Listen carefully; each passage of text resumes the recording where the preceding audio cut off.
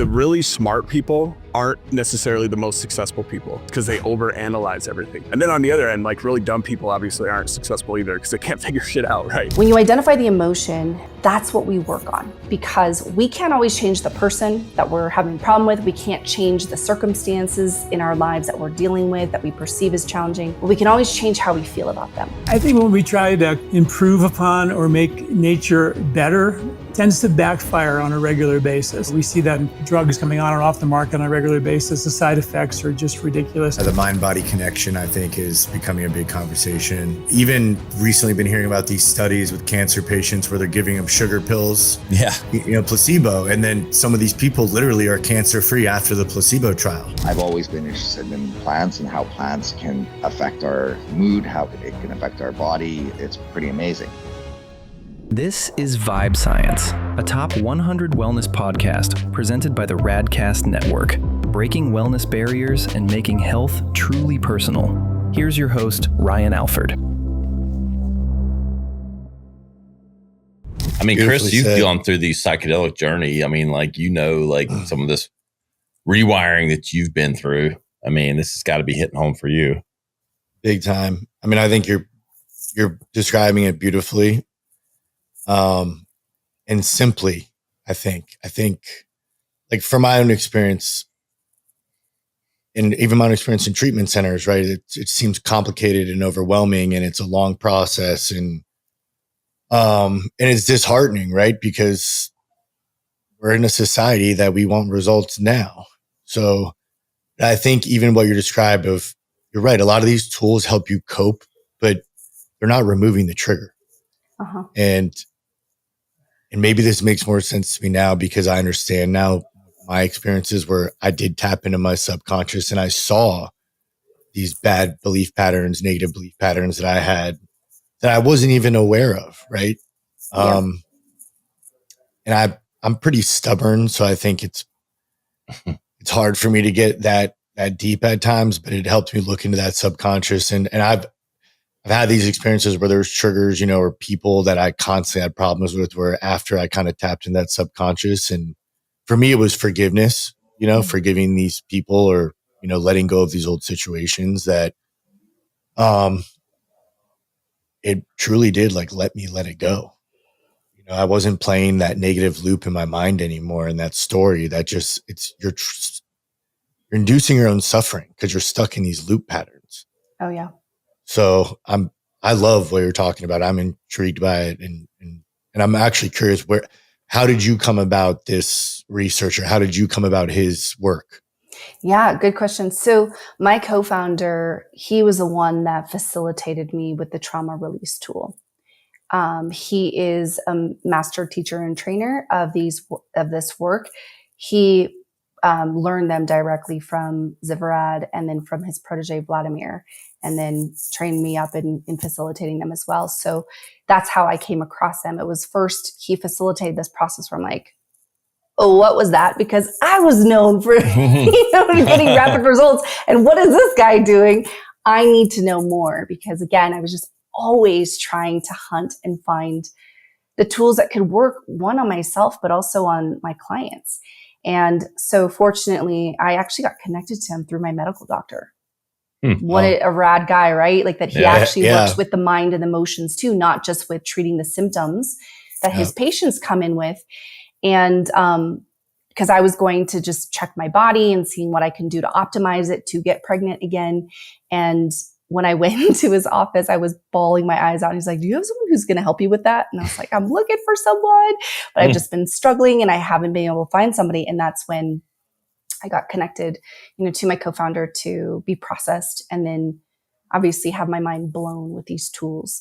And I really, again, feel like this is the wave of the future, is something that's simple, easy, that you can take away. And, I was actually just on another podcast and this guy asked, he's like, can you just give us something? So I'm happy to gift y'all with a tool. So the people who are listening and then even, Chris and Ryan, if you guys are ever feeling a high emotional charge, right? As we do throughout the day, right? And what does that charge do? It distracts us.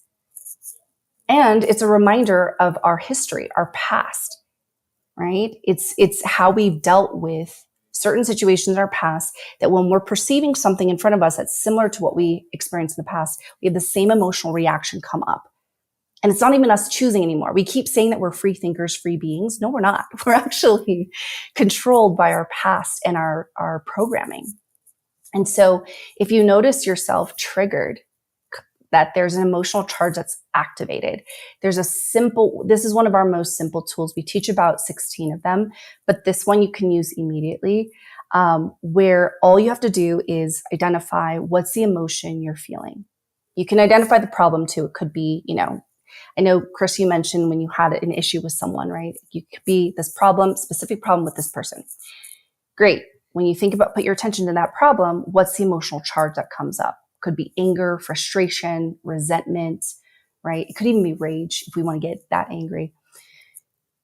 When you identify the emotion, that's what we work on, because we can't always change the person that we're having a problem with. We can't change the circumstances in our lives that we're dealing with, that we perceive as challenging, but we can always change how we feel about them. And by shifting how we feel, it starts to dissolve. Naturally, many times the circumstances begin to shift or the people change, because that's happened for me with people I've been challenged with. But you neutralize it and it no longer becomes a problem for you, because it's the emotional relationship that you have to something that either creates it a problem or not. John Douillard, he is a former NBA wellness coach and an Ayurvedic expert who blends ancient healing with cutting edge science. What's up, Doc? Welcome to the show. Thank you, guys. Really appreciate being here. There's been a lot of topics we've talked about lately. They're kind of dancing around this thing. That's why I love this show, because I'm helping curate. Chris is a better expert than me, being in health and wellness longer. But then we get guys like you on that are really doing things, both innovative, but it's so ironic, as we were talking pre-episode, things that were happening a while ago that people knew and did that. I don't know where they got buried, Doctor, but I'm excited to hear you talk about it. That's the good question, where they got their information, because it's pretty mind-boggling how much they knew and how much we're just beginning to discover, how profound it was, some of the protocols that they laid out for their health and wellness. It's amazing. Called Nature GPT is what I'd call it. Yeah. I think we overcomplicate things sometimes. I think the more I do this show, the sometimes it's not, we've got to be reminded of the simple things. But I do think it takes, specialists like yourself and knowledge, because we're so inundated now. I think maybe the simplicity of the past was the lack of the inundated knowledge and experts and too much information. Sometimes I feel like it's like an overload.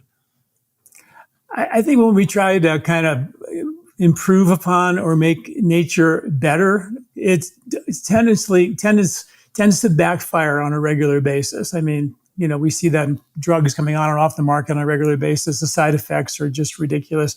And at least now there's a lot of awareness around how can we get, much better benefits, longer life, better health span, just by following some real simple rules that we just threw out the window in the name of technology. And, here we are on the edge of this massive explosion in technology. We're going to see where that takes us, hopefully back to something more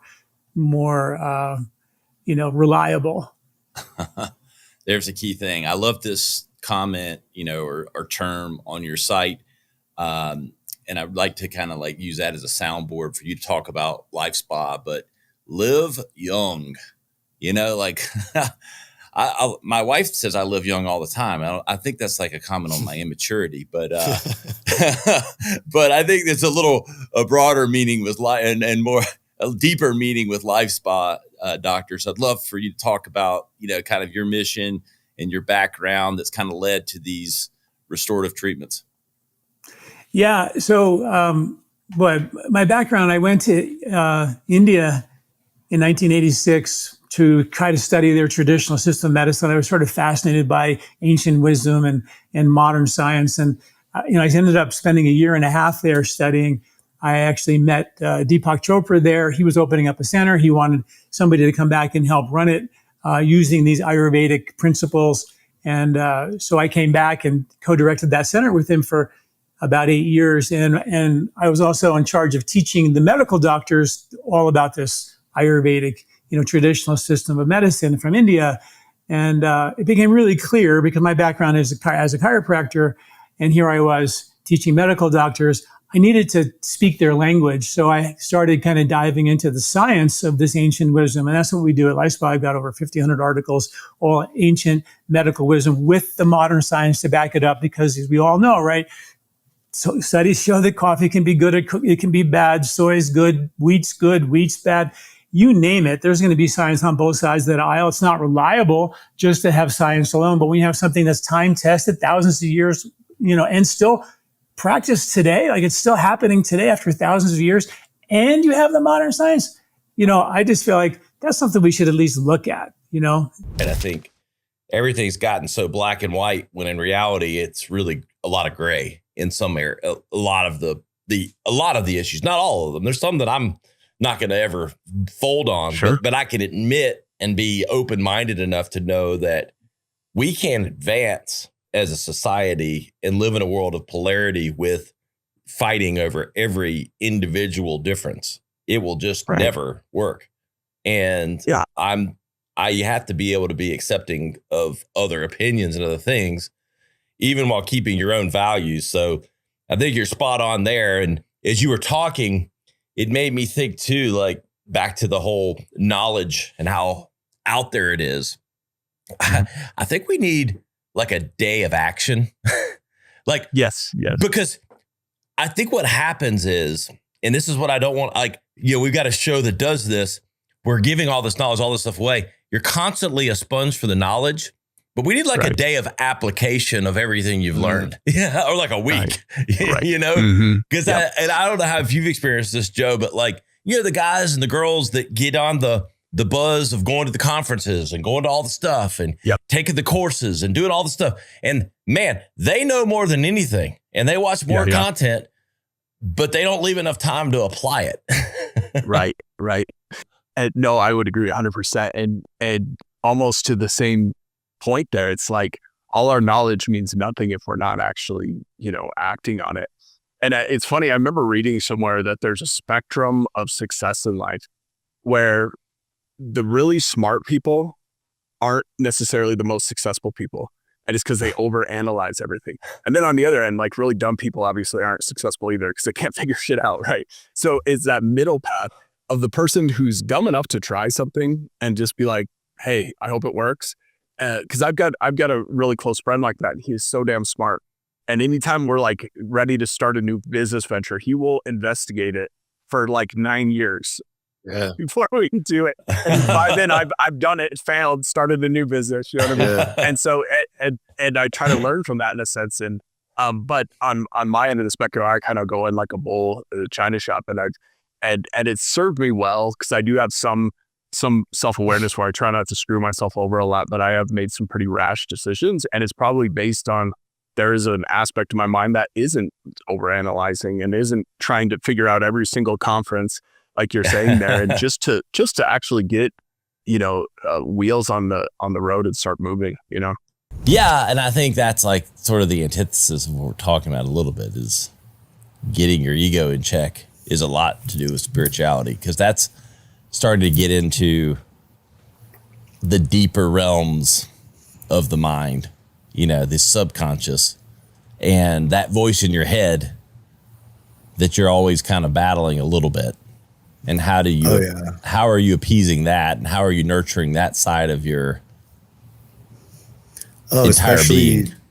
As an entrepreneur, business owner, dealing with challenges, that's where I've really had to dial my mind in and my thinking, breaking out of negative thought patterns or defaulting to negative beliefs. You have challenges with business where you got to stay positive. And I think it's like, the more I've come along this journey, the more I've realized how powerful the mind is, and that exercising the mind is equally as important as physically exercising the body. Yeah, 100%. Because once you realize actually that even the physical side of the gym and working out is 90% mental. Like right. the hurdles you get the over. hardest part of the gym is getting your ass to the gym. Exactly. Right. Like that mental battle of, do I want to go today or do I not? Yeah. No, fuck that. And then even just going is a mental win as you walk in the front door of the gym. Yeah. I like to say that voice inside your head is a little bitch. You got to overcome it. Bitch sometimes. That's how I know it. I'll be in the cold plunge. I'm like, you're being a bitch today, bro. Like, you're shivering already. Breathe, bitch. Like, I have to get mad at myself. I mean, I you know, like poking fun a little bit, but it's like, but I do have to like sort of smack myself literally and figuratively sometimes. Like, you know, come on. I did it this morning. Literally walking out the hall with my dog. I was feeling just like tired and not great. And I literally smacked myself like, dude, you need to get with it. I'd like to see the replay of that. Also, like, I don't want to bring that shit energy to like my neighbors in the elevator, the front desk people. Like, I don't want to be like that negative asshole every morning. Yeah.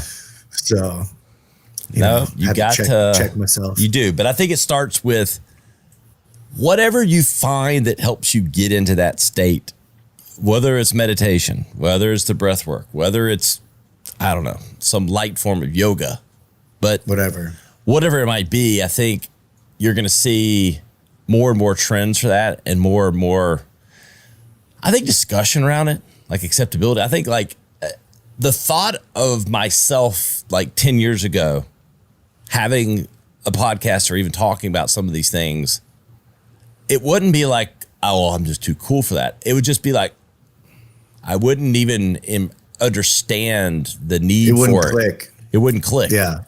And so I think the more we talk about it, the more people explore it, and we start to understand the dual nature of the mind and the body with all these things. Yeah, the mind-body connection, I think, is becoming a big conversation. Even, you know, I've recently been hearing about these studies with cancer patients where they're giving them sugar pills. Yeah. You know, placebo. And then some of these people literally are cancer-free after the placebo trial. And it's just proving the power of your mind and your thoughts and your well-being. So 100%. It's funny. I think back to things we did. I played basketball at a high level through college, and there are things now that, you know, I think back to like your time when you're pushing your body maybe more than the average person at a young age. These things are now becoming more mainstay, like sitting in ice baths. Like it was just ice bath before, but now it's a cold plunge. Some marketers, you know, renamed it to sound sexier. I don't know who would possibly do that, but I mean, I know Chris, you and Dan, you know, met and, you know, became acquaintances. So, I mean, I'll let you kind of, you know, tee up a few of the topics and things that you guys have talked about in the past.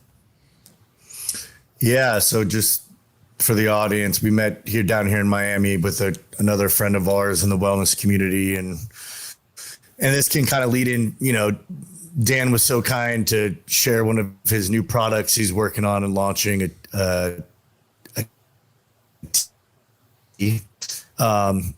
so we sat and sampled this absolutely phenomenal product. I can't wait to get my hands on some. But Dan, if you want to kind of, obviously now we've heard about your journey through fitness and in the business world, you're entrepreneurial. What made you branch into now launching Sacral, and what's your driving force behind that? What are you looking to accomplish with that? What do people need to be excited about? Yeah, thank you. Sacral is it's an extreme aphrodisiac. There's 6 active supplements in this chai. And so 4 of them are from the Amazon. They're roots that a lot of ancient tribes are still, you know, drinking this daily. They think that it's, you know, for their virility and vitality, and they're not wrong. You know, like the funny thing is that for whatever reason, these supplements have not really been exposed. But, you know, through my travels, through meeting a bunch of interesting people, I've always been interested in plants and how plants can affect our mood, how it can affect our body. You know, it's pretty amazing.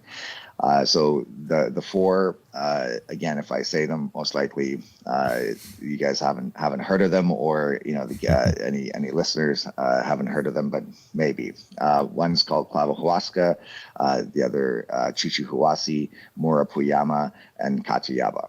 And so those are four, primarily all roots. One is a bark. And then I added two other aphrodisiacs that are maybe a little bit better known, Blue Lotus and Damiana. And then, so the purpose of it, obviously, it works, and it's not something that is a one-time use, and that type of concept. It's a daily supplement. It's going to make help with vasodilation, help with blood flow, helps with anti-anxiety and stress relief, and so that's why ultimately it really does work as a aphrodisiac. But there's many benefits that come from having that. I see that even just from vasodilation, it's going to increase the amount of oxygen in your blood, which is going to help repair your muscles better and get stronger and so on. But the cool thing of what I wanted to do was this is for men and women. So it's not just a product for men, and I think that the whole aphrodisiac, especially the blue pill, it's kind of like men do this in private, and it's kind of it's a weird thing to me, where it's like if you have this on your table and your partner is also taking it, now you can share a nice cup of chai together, and then move into your sexual practice. So the whole point of this is to bring a ritual to your intimacy, and I find that when you do that, it will really deepen your relationship with them. So not only do we have the chai, but our members get access to rituals. So this way, you can kind of get guidance on some ideas of how you can, start off your practice that will lead to a deeper space.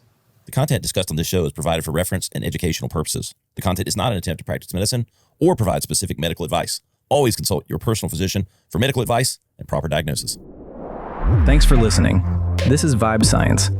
To learn more or watch full episodes, visit vibesciencepodcast.com. Here's to discovering your highest vibe.